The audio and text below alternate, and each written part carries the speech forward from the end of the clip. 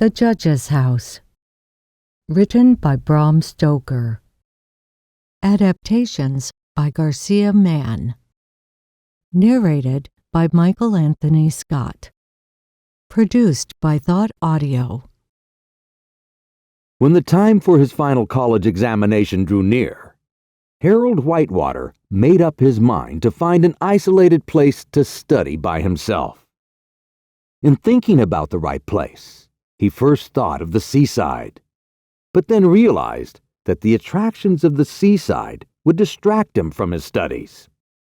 Then the other extreme of the rural countryside came to his mind. But as he reflected on this idea, he realized that he would dread total rural isolation.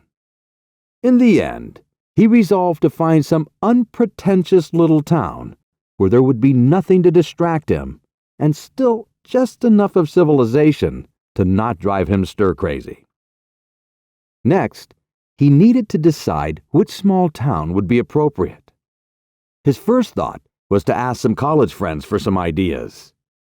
Then he realized that if he took suggestions from his friends, they would recommend places familiar to them and more than likely filled with familiar acquaintances or family members that he would end up having to entertain in some manner or another.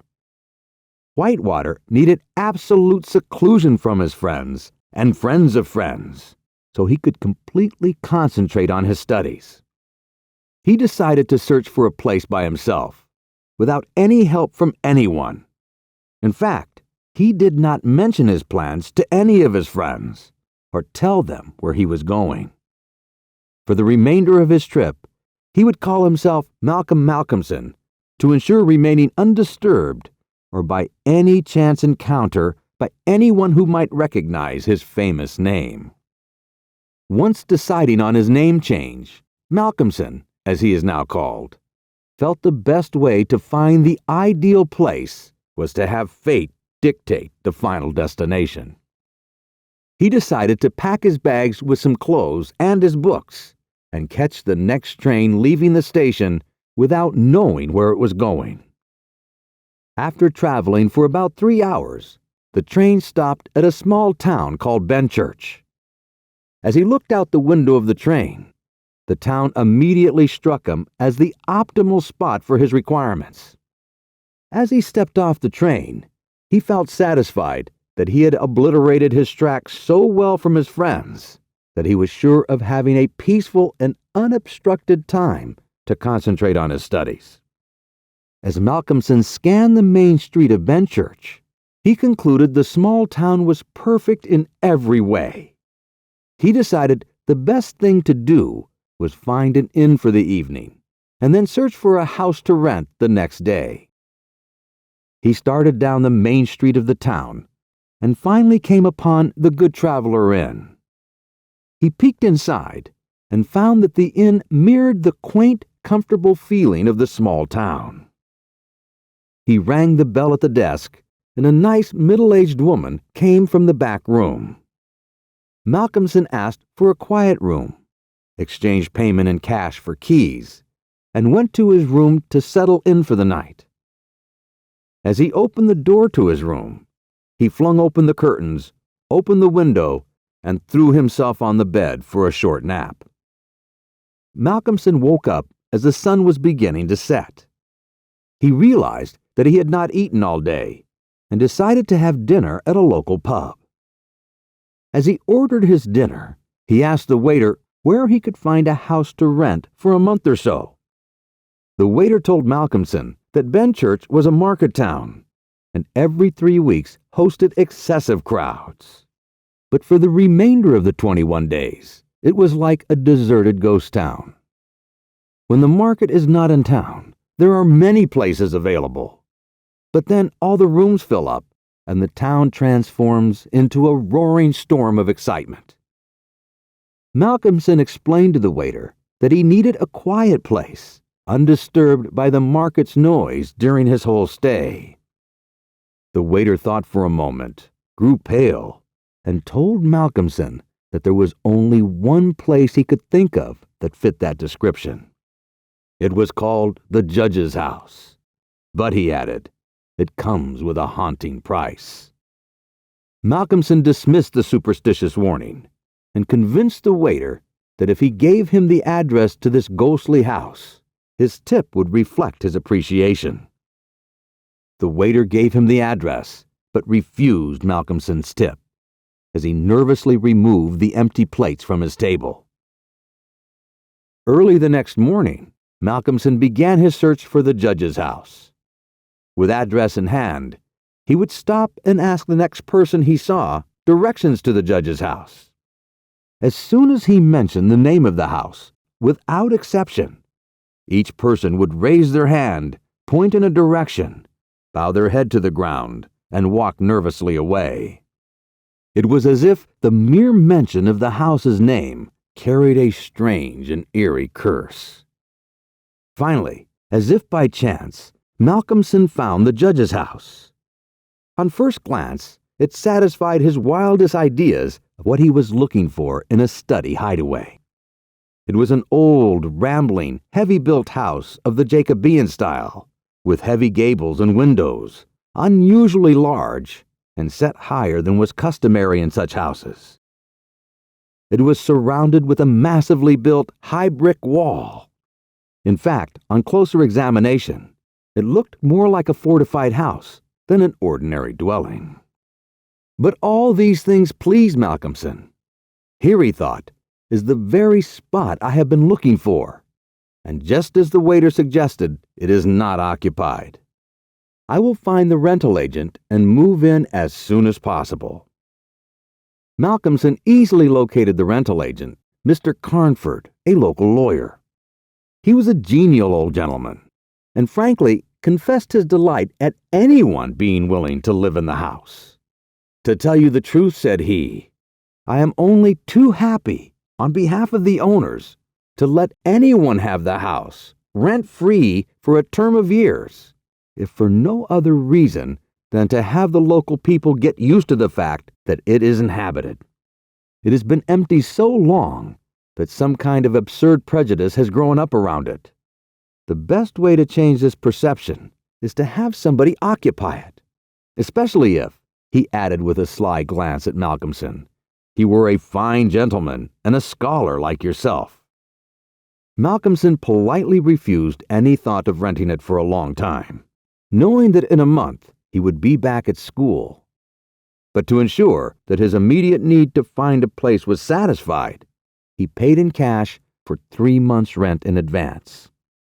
The agent happily handed him the keys, saying, "The house is yours." No more was spoken about the strangeness surrounding the house. Malcolmson went back to the Good Traveler's Inn and rang the bell. The kind lady he saw the night before appeared from the back room. He introduced himself, and she in turn introduced herself. Her name was Mrs. Whittam, the manager of the inn. She managed the inn's operation and in turn received a small salary and a room located in the rear of the reception desk. Malcolmson asked what the inn could provide for his stay at the judge's house. As soon as she heard where he was staying, she threw up her hands in amazement. "Not in the judge's house," she said, and grew pale as she spoke. "With all the places we have for temporary boarders in this town, why do you choose the one house that carries the curse of the devil?"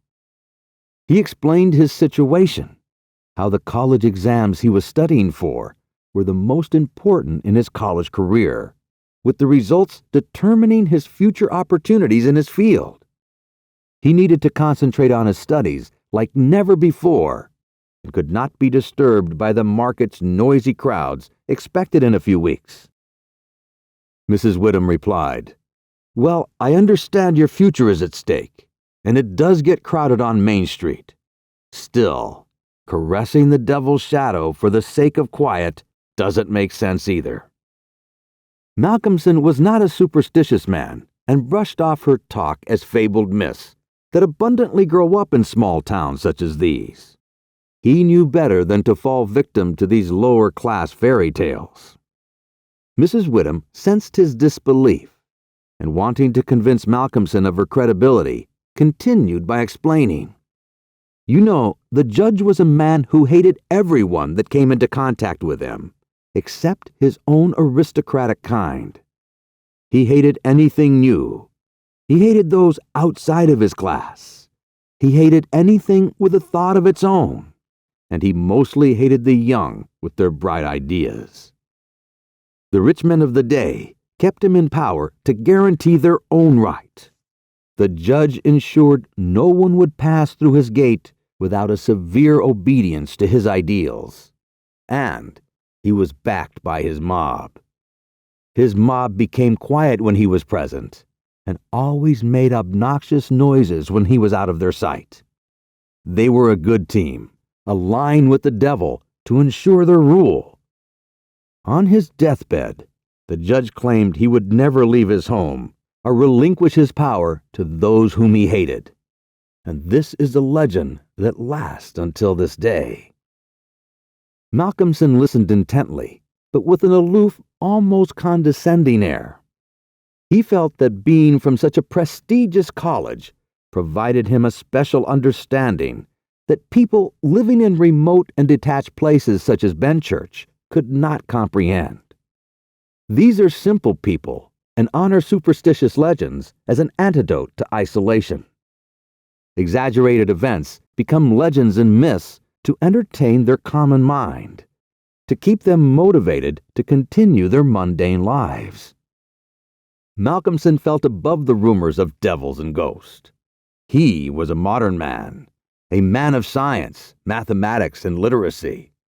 In fact, his presence in Benchurch could help elevate the thinking of the townspeople, if he felt the urge. Malcolmson responded to Mrs. Whittam.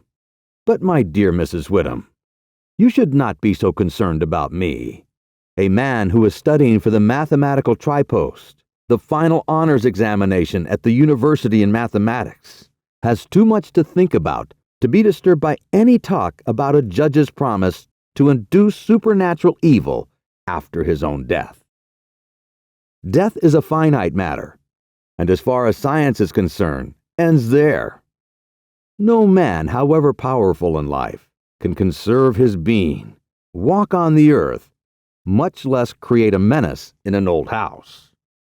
The nature of my work is too exact and prosaic to allow any order of my mind to be distracted by superstitious mysteries of any kind.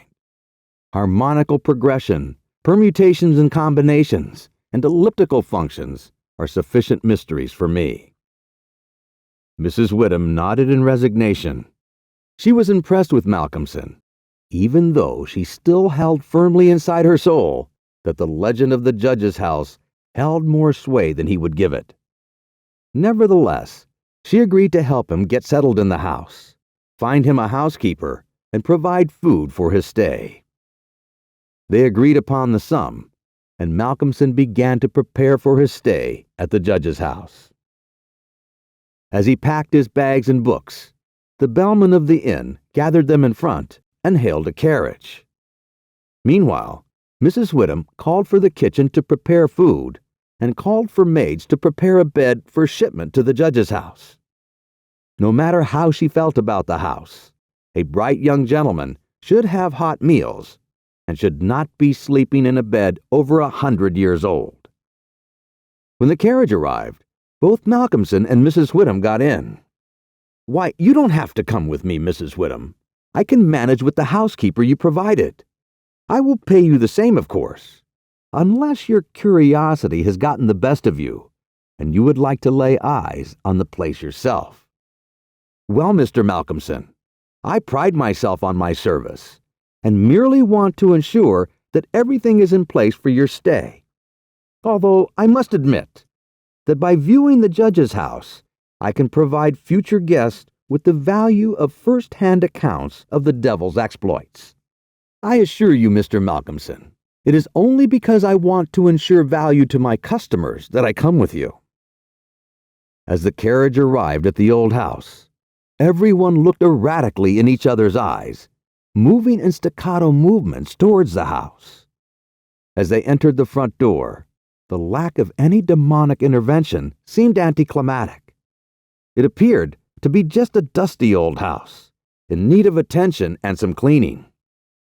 The tension of the group lessened. The food was properly placed. Malcolm selected the great dining room as his main living quarters, and the bed set down in the corner of the room. The doorbell rang, and Mrs. Dempster, the cleaning lady, recommended by Mrs. Whittam, arrived. Mrs. Dempster did not show the slightest bit of fear of the old house, arriving only a month before from London. The death of her husband and the loss of her son from fever caused her to move to Benchurch to forget the pain of her loss. She introduced herself and quietly began to clean the room. Mrs. Whittam scanned the room with a critical eye and finally muttered, "I will tell you this, Mr. Malcolmson. There is something strange in the air of this room. It strikes me that the devil has found a home and waits for its unsuspecting prey. I know you think I am an old countrywoman with no brains, but I tell you, it doesn't take brains to see what I see. And what I see is not good, but evil. I hope your books will protect you, for surely I can't." With that sullen note, she left back to the Good Traveller's Inn. Mrs. Dempster sniffed in a superior manner as Mrs. Whittam disappeared, thinking Mrs. Whittam was merely being rude and unappreciative of Malcolmson's generosity.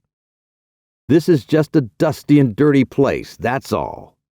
If anyone would have their sense about them, they would have cleaned it long ago. I ain't scared of the boogies in this house. I'll tell you what it is, sir," she added. "Boogies are all kinds and sorts of things, except boogies. Rats and mice, and beetles and creaky doors, and loose slats and broken panes, and stiff drawer handles that stay out when you pull them and then fall down in the middle of the night. Look at the woodwork of the room. It is old, hundreds of years old. Do you think there are no rats and beetles in there? And do you imagine, sir, that you won't see any of them? Rats is boogies, I tell you, and boogies is rats. And don't think anything else. Given a good cleaning, most of the boogies will leave on their own, chased out with a good soaking of soap and water." "Mrs. Dempster," said Malcolmson gravely, making a polite bow, "you are as brave as an Arthurian knight. No boogie could stand in front of you and expect to live to tell about it. Your views on the supernatural are in concord with mine, although I have to admit they come from very different perspectives." "Well, sir, I've only been in town a short time, and my sadness brings an awareness of life, not death. I believe my son and husband have gone to the light of heaven. If I harbor the thoughts of darkness, then I would find despair my sparring partner. I prefer to clean a house and not die of sadness." "Mrs. Dempster, I can't imagine anything but a clean floor and a straightened room to affect your sense of life," replied Malcolmson. The old woman laughed heartily.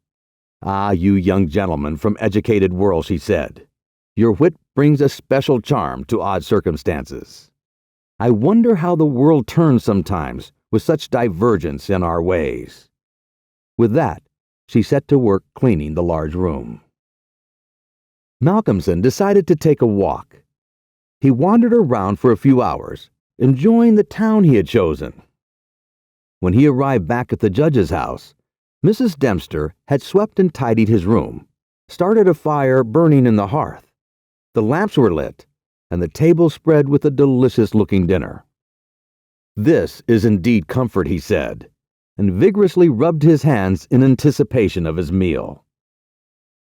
When he had finished his supper and lifted the tray to the other end of the great oak dining table, he got out his book, put fresh wood on the fire, trimmed his lamp, and sat himself down to a stretch of hard work.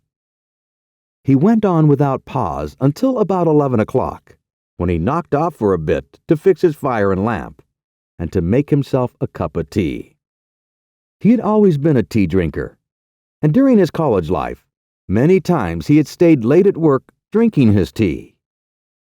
The rest was a great luxury to him, and he enjoyed it with a sense of delicious, voluptuous ease. The renewed fire leaped and sparkled and threw quaint shadows through the great old room. As he sipped his hot tea, he reveled in the sense of isolation from his usual surroundings and his college friends. It was then that he began to notice for the first time how much noise the rats were making. Surely, he thought, they could not have been making that noise the whole time I was studying. If they were, I would have noticed it. Suddenly, as the noise increased, he convinced himself that the noise had just started and wasn't there before. It was evident that at first the rats had been frightened at the presence of a stranger and the light of the fire and lamp, but that as time went on, they had grown bolder and were now displaying themselves, as was their natural inclination. The rats were very lively and made a cacophony of strange noises. Up and down the old woodwork, over the ceiling and under the floor they raced, gnawed and scratched.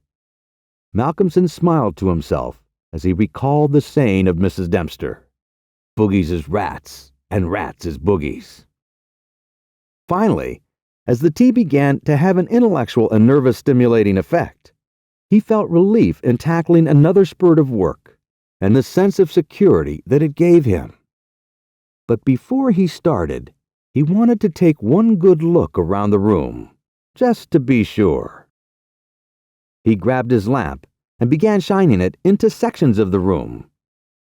As the light illuminated the room, he wondered why a quaint and beautiful old house such as this had been neglected for so long. The carvings of the oak on the panels of the woodwork represented master craftsmanship. The work on the doors and windows was beautiful, with a rare, meritorious quality. There were some old pictures on the walls. However, their surface was coated with dust and dirt so thick that he could not distinguish any detail in them, even though he held his lamp as high as he could over his head. As he went around the room, he saw a hole at the base of the wall, blocked for a moment by the face of a rat with its bright eyes glittering in the light. In an instant, the rat was gone, and a squeak and a scamper followed. The thing that struck him most, however, was the rope of the great alarm bell on the roof that hung down in a corner of the room on the right-hand side of the fireplace. Although he was fascinated with the room, he realized he had to get back to his studies. He pulled a great high-backed carved oak chair close to the hearth and sat down to his last cup of tea. He stoked the fire and nestled back into his work. For a short time, the continual scampering of the rats disturbed him, but then the noise buried itself into the background. He became so immersed in his work that everything in the world, except the problem that he was trying to solve, passed away from him. He suddenly looked up, the problem he was working on still unsolved, and sensed that it was the hour before the dawn, a time of dread to doubtful life. The noise of the rats had ceased when he realized that the lack of their noise disturbed him. The fire had fallen low, but still it threw out a deep red glow. As he looked around pensively, he resumed his studies, in spite of the room's cool indifference. He looked up for a moment in thought, when his eyes drifted to the great high-backed carved oak chair. There, sitting on the chair, was an enormous rat, glaring at him with ominous eyes.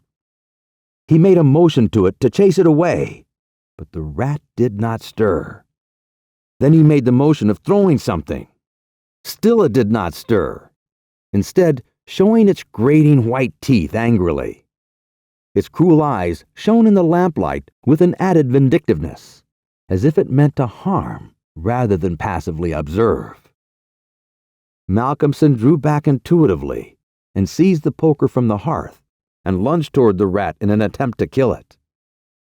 However, before he could strike the rat, with a squeak that sounded like the concentration of hate, the rat jumped upon the floor and, running up the rope of the alarm bell, disappeared into the darkness beyond the range of the green-shaded lamp. Instantly, as the giant rat disappeared, the noisy scampering of the rats in the walls began again. By now, Malcolmson couldn't keep his mind on the problem he was trying to solve.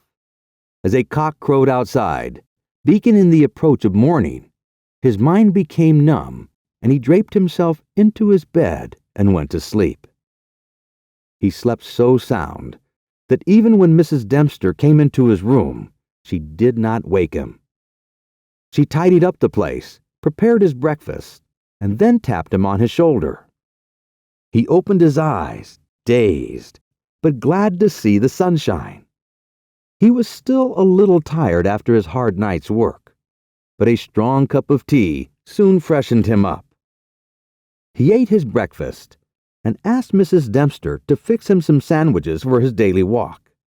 He wanted to spend the entire day outside studying for his exam and did not plan to come home until dinner time. He spent the day strolling in the beautiful countryside, stopping occasionally to study his books and make notes.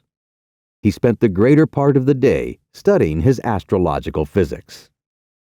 On his way back to the judge's house, he stopped at the Good Travelers Inn to see Mrs. Whittam and thank her for her excellent service and support. When she saw him coming through the bay window, she came out to meet him and asked him in.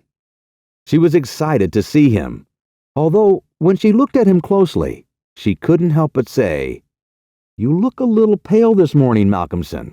You must not overdo it, even if you are here for the purpose of relearning your entire curriculum." They both laughed. She continued, "If you work your brain to the breaking point, there will be no need for your final exam." "Well, I have to tell you, it's not the ghost of the judge that's going to drive me insane, but the noise of the rats that haunt the place," chided Malcolmson. "There was one wicked-looking old devil that sat up on my chair by the fire and wouldn't go until I took the poker to him. Then he ran up the rope of the alarm bell and hid somewhere up in the wall or in the ceiling. I couldn't see where, it was so dark." "It seems even the rats are enchanted by the demon that lives in the house," said Mrs. Whittam. "That rat may be the devil himself, coming to the aid of the judge. Just take care, Malcolmson." Malcolmson began to laugh. Her sincere assessment of his situation seemed to put everything in a humorous perspective. "Oh, forgive me," said Malcolmson after a short time. "Don't think I'm trying to be rude, but the idea was too much for me, that the old devil himself was on the chair last night." And at the thought, he laughed again. He looked at his watch and realized he was running late for dinner. He said goodbye to Mrs. Whittam and scurried back to the old house. This evening, the scampering of the rats began earlier and had actually been going on before his arrival. It seemed to cease only because his sudden presence disturbed them. He felt the noise was becoming a nuisance, but needed to shrug it off because of his need to study for his exams. He was hungry and anxious to eat dinner. After dinner, he sat by the fire for a while and had a smoke, and then, having cleared his table, began to work as he did before. Tonight, the rats disturbed him more than they had done on the previous night. How they scampered up and down and under and over. How they squeaked and scratched and gnawed. How they, getting bolder by degrees, came to the mouths of their holes and to the chinks and the cracks and the crannies in the walls, until their eyes shone like tiny lamps as the firelight rose and fell. But to him, now that he had become accustomed to them, their eyes were not wicked, only their playfulness touched him. Sometimes the boldest of them came out on the floor or along the moldings of the woodwork. When their noise became too annoying, Malcolmson would make a sound to frighten them, hitting the table with his hand and giving a fierce shh, shh, so that they fled straight to their holes. This was how the early part of the night wore on, and despite the noise, Malcolmson got more and more immersed in his work. All at once he stopped, as on the previous night, overcome by a sudden silence. There was not the faintest sound of gnaw, or scratch, or squeak.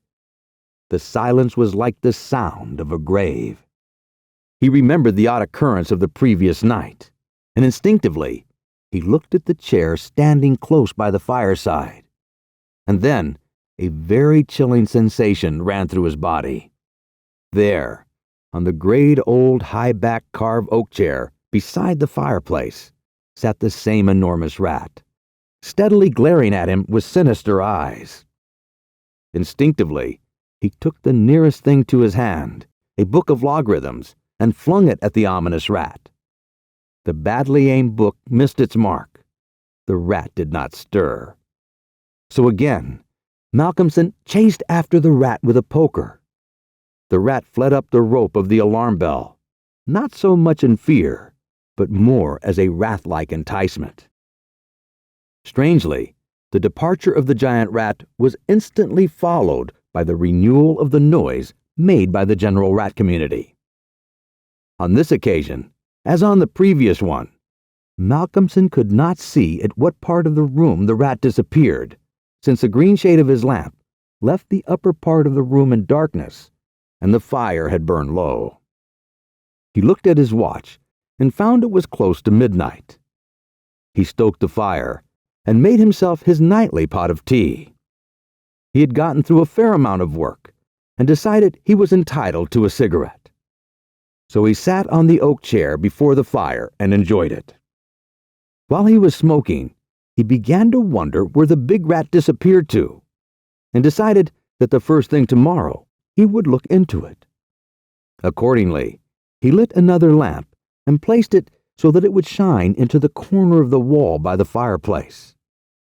Then he got all the books he had with him and placed them close to him, ready to throw at the vermin if he appeared again. Finally, he lifted the rope of the alarm bell and placed the end of it on the table, fixing the extreme end under the lamp.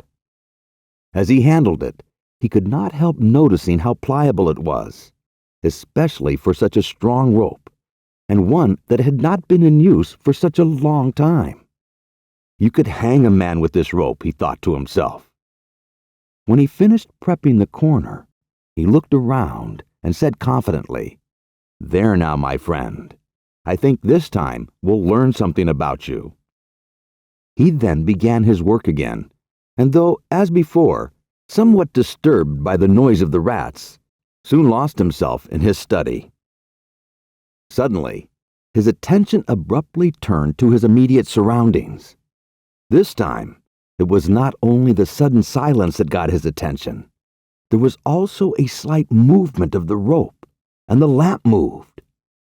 Without stirring, he looked to see if his pile of books was within range, and then cast his eye along the rope. As he looked, he saw the great rat drop from the rope onto the oak chair and sat there glaring at him. He raised a book in his right hand and, taking careful aim, flung it at the rat. The rat, with a quick movement, sprang aside and dodged the missile. Then he took another book and a third and flung them one after the other at the rat, but each time unsuccessfully. At last, as he stood with a book poised in his hand to throw, the rat squeaked and seemed afraid. This made Malcolmson more eager than ever to strike the rat, and the book flew and struck its mark with a resounding blow. The rat gave a terrible squeak, and after giving Malcolmson a terrible malevolent look, ran up the chair back and made a great jump to the rope of the alarm bell and ran up it like lightning. The lamp rocked under the sudden strain, but it was heavy and did not topple over. Malcolmson kept his eyes on the rat and saw it leap to the molding on the wall and disappear through a hole in one of the great pictures which hung on the wall, obscured and invisible through its coating of dirt and dust. "I shall look up my friend's habitation in the morning," said the student, as he went over to collect his books. "The third picture from the fireplace. I will not forget it." He picked up the books one by one, commenting on them as he lifted them. Conic sections he does not mind, nor cycloid oscillations, nor principia, nor quaternions, nor thermodynamics. Now he glanced at the book that hit the rat. Malcolmson picked it up and looked at it, and as he did so, a sudden pallor overspread his face. He looked around uneasily and shivered slightly, as he murmured to himself, "The Bible my mother gave me. What an odd coincidence." He sat down to work again, and the rats in the walls renewed their noise. They did not disturb him, however. Somehow, their presence gave him a sense of companionship. But for some reason, he could not focus on his work. After a number of hours trying to master the subject matter in front of him, he gave up in despair and decided to go to bed, as the first streak of dawn stole in through the eastern window. He slept heavily but uneasily and dreamed a lot. When Mrs. Dempster woke him late in the morning, he seemed ill at ease, and for a few minutes did not seem to realize exactly where he was. His first request rather surprised the servant. "Mrs. Dempster, when I am out today, I would like you to get a ladder and dust those pictures, especially that one, the third from the fireplace. I want to see what they are." Late in the afternoon, Malcolmson studied his books in the shaded walk, and the cheerfulness of the previous day came back to him as the day wore on.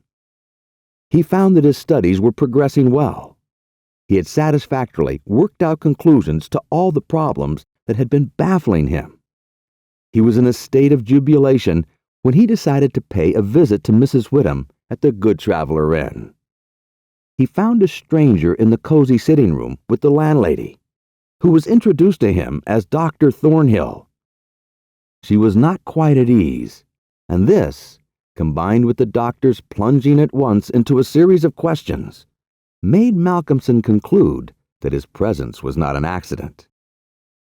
So without introduction, he said, "Dr. Thornhill, I shall with pleasure answer you any question you may choose to ask me, if you will answer me one question first." The doctor seemed surprised, but he smiled and answered at once. "Done. What is it?" "Did Mrs. Whittam ask you to come here and see me and advise me?" For a moment, Dr. Thornhill was taken back, and Mrs. Whittam got fiery red and turned away. But the doctor was a frank and quick man, and he answered at once and openly. "She did, but she didn't intend you to know it. I suppose it was my clumsy haste that made you suspect. She told me that she did not like the idea of your being in that house all by yourself, and that she thought you drank too much strong tea. In fact, she wants me to advise you, if possible, to give up the tea and the very late hours. I was a keen student in my time, so I suppose I may take the liberty of a college man, and without offense, advise you, not quite as a stranger." Malcolmson, with a bright smile, held out his hand. "Shake, as they say in America. I must thank you for your kindness, and Mrs. Whittam too. And your kindness deserves a mutual return on my part. I promise to take no more strong tea, no tea at all, until you let me. And I shall go to bed tonight at 1 o'clock at the latest. Will that do?" "Excellent," said the doctor. "Now, tell us all that you noticed in the old house." So Malcolmson immediately started to tell them, in minute detail, all that had happened over the last 2 nights. He was interrupted every now and then by some exclamation from Mrs. Whittam, until finally, when he told of the episode of the Bible, the landlady's pent-up emotions found vent in a shriek. It was not until a stiff glass of brandy and water had been administered that she regained composure. Dr. Thornhill listened with a face of growing gravity, and when the narrative was complete and Mrs. Whittam had been restored, he asked, "The rat always went up the rope of the alarm bell?" "Always." "I suppose you know," said the doctor after a pause, "what that rope is?" "No." "It is," said the doctor slowly, "the very rope which the hangman used for all the victims of the judge's judicial malice." Here he was interrupted by another scream from Mrs. Whittam, and again steps had to be taken to revive her. Malcolmson looked at his watch and found that it was close to his dinner hour, and left for home before her complete recovery. When Mrs. Whittam was herself again, she almost assailed the doctor with angry questions as to what he meant by putting such horrible ideas into the poor young man's mind. "He has quite enough there already to upset him," she added. Dr. Thornhill replied, "My dear madam, I had a distinct purpose for doing it. I wanted to draw his attention to the bell rope and to fasten it there. It may be that he is in a highly overwrought state and has been studying too much, although I am bound to say that he seems as sound and healthy a young man, mentally and bodily, as I ever saw. But then the rats, and that suggestion of the devil." The doctor shook his head and went on. "I would have offered to go and stay the first night with him, but I felt sure he would have been offended by my offer. If in the night he gets frightened or starts to hallucinate, I want him to pull that rope. Because he is all alone, the bell will give us warning so that we can reach him in time. I will stay up late tonight and keep my ears open. Do not be alarmed if Benchurch gets a surprise before morning." "Oh, doctor, what do you mean? What do you mean?" "I mean this, that possibly, no, more probably, we will hear the great alarm bell from the judge's house tonight." When Malcolmson arrived home, he realized he arrived later than usual, and Mrs. Dempster had already left. He was glad to see that the place was bright and tidy, with a cheerful fire and a well-trimmed lamp. The evening was colder than might have been expected in April. The heavy wind was blowing with such rapidly increasing strength that there was every promise of a storm during the night. For a few minutes after his entrance, the noise of the rats ceased, but as soon as they became accustomed to his presence, they began again. He was glad to hear them, for he once more felt the feeling of companionship in their noise, as his mind ran back to the strange fact that they only ceased to manifest themselves when the other, the great rat with the sinister eyes, came upon the scene. Only the reading lamp was lit, and its green shade kept the ceiling and the upper part of the room in darkness. The cheerful light from the hearth, spreading over the floor and shining on the white cloth laid over the end of the table, was warm and cheery. Malcolmson sat down to his dinner with a good appetite and a buoyant spirit. After his dinner and a cigarette, he steadfastly sat down to work, determined not to let anything disturb him. He remembered his promise to the doctor and made up his mind to make the best of the time at his disposal. For an hour or so, he productively worked at his studies, and then his thoughts began to wander from his books. The gloomy and noisy circumstances around him, and the fact that they physically distracted him, not to mention his nervous susceptibility, were not to be denied. By this time, the wind had become a gale, and the gale a storm. The old house, solid though it was, seemed to shake to its foundation, and the storm roared and raged through its many chimneys and its queer old gables, producing strange, unearthly sounds in the empty rooms and corridors. Even the great alarm bell on the roof must have felt the force of the wind, because the rope rose and fell slightly, as though the bell moved from time to time, and then the limber rope fell on the oak floor, making a hard and hollow sound. As Malcolmson listened to it, he remembered the doctor's words. It is the rope which the hangman used for the victims of the judge's judicial malice. He went over to the corner of the fireplace and took it in his hands to look at it, and took an immediate and intense interest in it.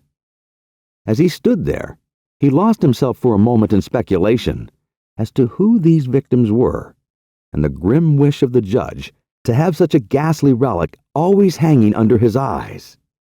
As he stood there, the swaying of the bell on the roof lifted the rope up and down. But then there came a new sensation, a sort of tremor in the rope, as though something was moving along it. Looking up instinctively, Malcolmson saw the great rat coming slowly down towards him, glaring at him steadily. He dropped the rope and started backward with a muttered curse, and the rat, turning, ran up the slope again and disappeared. At the same instant, Malcolmson became conscious that the noise of the other rats, which had ceased for a while, began again. All this got him thinking, and it occurred to him that he had not investigated the lair of the rat or looked at the pictures as he had intended. He lit the other lamp without the shade, and holding it, went and stood opposite the third picture where he had seen the rat disappear on the previous night. At the first glance, he jumped back so suddenly that he almost dropped the lamp, and a deadly pallor spread over his face. His knees shook, heavy drops of sweat came on his forehead, and he trembled like leaves fluttering in the wind. But he was young and plucky, and pulled himself together, and after a pause of a few seconds, stepped forward again, raised the lamp, and examined the picture which had been dusted and washed, and now stood out clearly. It was of a judge dressed in his robes of scarlet and the white fur of an ermine weasel. His face was strong and merciless, evil, crafty and vindictive, with a rigid, stiff mouth, hooked nose of reddish color, and shaped like the beak of a bird of prey. The rest of the face was of a cadaverous color.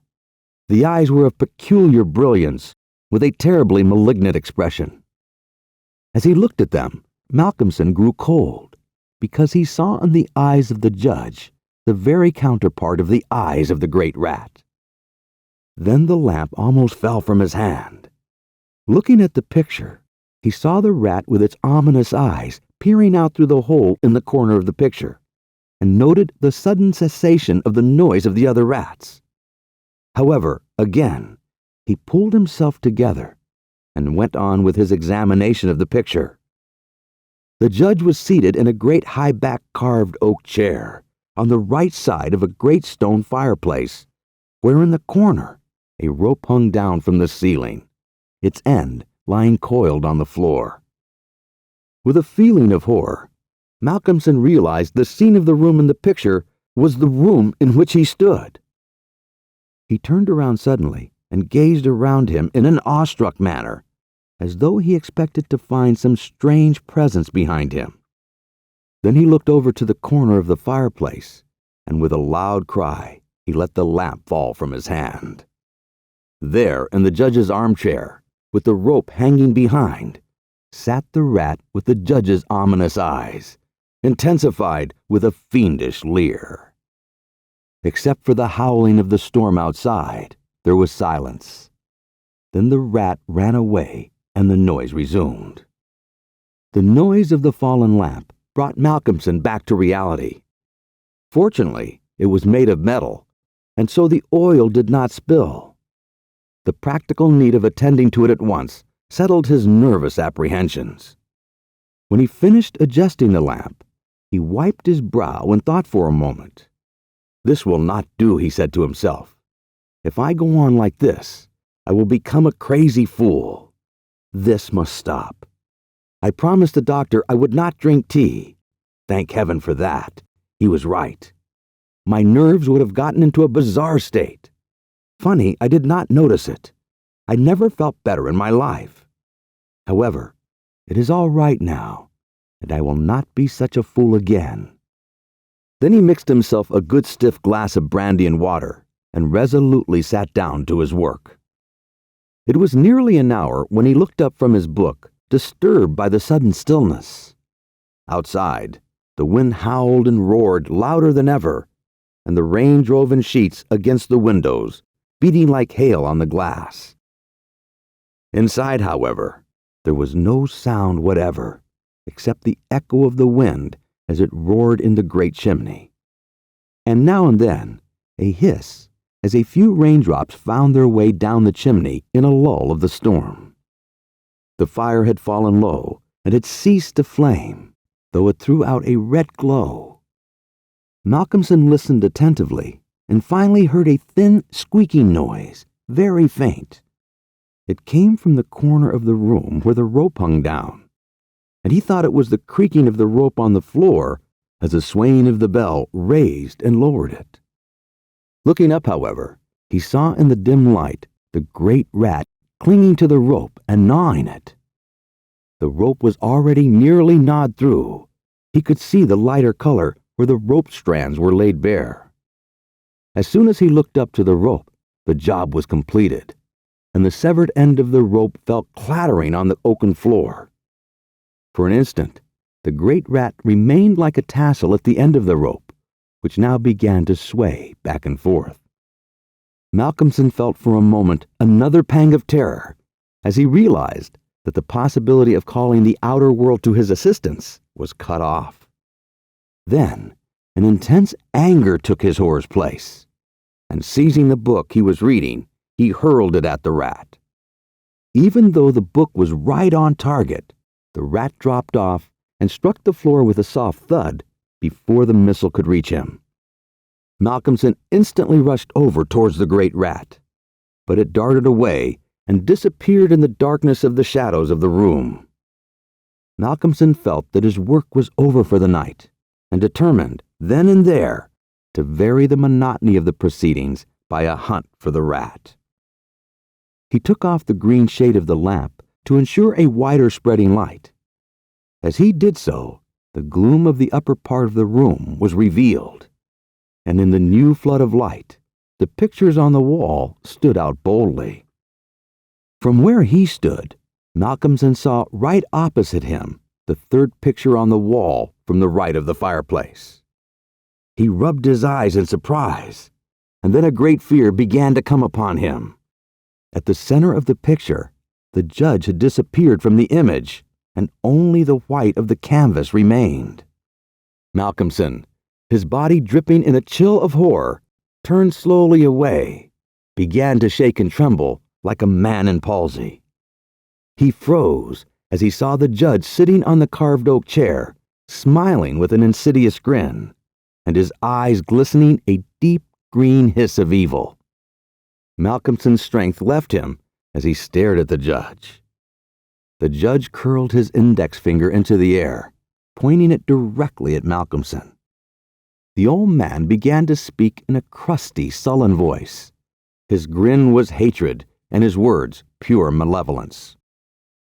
"So you want to play with death against the judge, do you?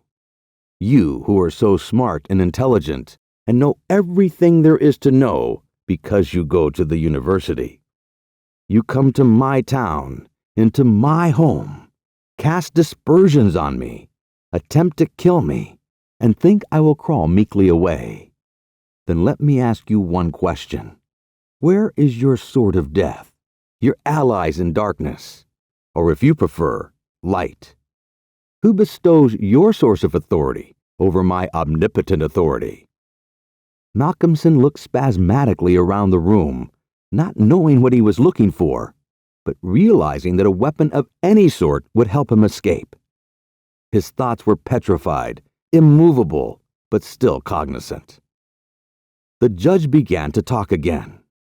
"So your all-intelligent books do not jump up to aid, nor do your calculations mystify me. Let me show you my sword of death's reprisal." At that moment, the judge lifted his finger into the air, and the most insidious beast rose to the ceiling of the room. It was dusty brown, with scales and forked tail. Its mouth growled with tiger-like fangs. The beast drooled as he moved his head back and forth. The room became instantly cold. Then as suddenly as the beast appeared, it disappeared into a vacuous smoke of brown, dingy vapor. I wrap myself in the darkness of the world.